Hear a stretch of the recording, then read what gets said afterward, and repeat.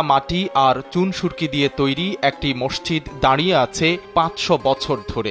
মসজিদটি ছোট হলেও এর ছাদে রয়েছে বিশাল এক গম্বুজ, তার দুই পাশে ৩টি করে আরও ৬টি।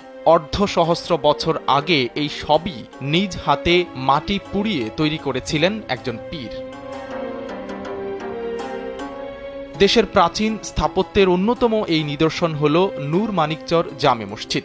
স্টারটেকের ১৭ বছর পূর্তিতে প্রযুক্তিপণ্য কিনলেই পাচ্ছেন ল্যাপটপ, ডেস্কটপ, মনিটর সহ আকর্ষণীয় সব পুরস্কার। বিস্তারিত startek.com.bd তে।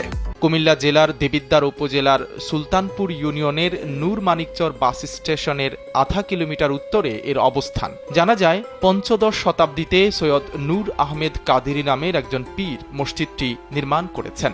এই যে মসজিদ করা হয়েছে, আমাদের মুরব্বীরা মুখে শুনছি যে এর মধ্যে কোনো রড বা কোনো কিছু দেওয়া হয় নাই, শুধু এটা কারিগরিভাবে তারাই কিভাবে করছে এটা মুরব্বীরা বলছে, রড ওইটাতে লাগানো হয় নাই। এটা ৭ গম্বুজ মসজিদ উনি বানিয়ে গেছেন।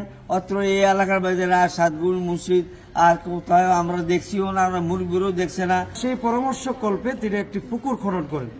পুকুর খনন করে যে মাটি তিনি পেয়েছেন সেই মাটিগুলো পুড়িয়ে ইট বানান। ইট বানানোর পরে সেই ইটগুলো দিয়ে এই মসজিদটা নির্মাণ করেন। জানা যায়, সৈয়দ নূর আহমেদ কাদেরী নামের ওই পীর যখন দেবিদ্বারে আসেন তখন এলাকাটির নাম ছিল বলমালীর চর। তিনি গ্রামের নাম পরিবর্তন করে রাখেন নূর মানিকচর। এরপর গ্রামটিতে নিজ হাতে এই ৭ গম্বুজ মসজিদ সহ বহু স্থাপনা নির্মাণ করেছেন। আলোচিত মসজিদটিতে ৮০ থেকে ৯০ জন মুসল্লি একত্রে নামাজ আদায় করতে পারেন। এই মসজিদটা ৭ গম্বুজ মসজিদ, এখানে কোনো আপনার রড সিমেন্ট কিছু দেয় নাই। অনেক পুরো মসজিদ, অনেক প্রাচীন মসজিদ। রড দেওয়া হয় নাই, সিমেন্ট দেওয়া হয় নাই, এগুলো চুনা এবং বালি দিয়ে করা হয়। অতএব এটার ভিতরের মানুষের কাতার হচ্ছে ৩০ জন করে ৯০ জন নামাজ পড়তে পারে। অনেক দূর দূরান্ত থেকে অনেক মানুষ আসে, যায়, দেখে, এগুলা ভিডিও করে নেয়।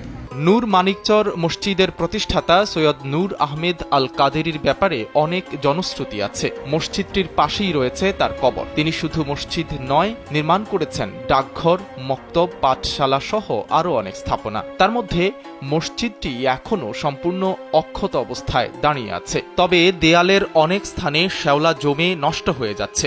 তাই সরকারিভাবে এটি সংরক্ষণ ও সংস্কারের দাবি জানান স্থানীয়রা। সাইদ রহমান, কালবেলা।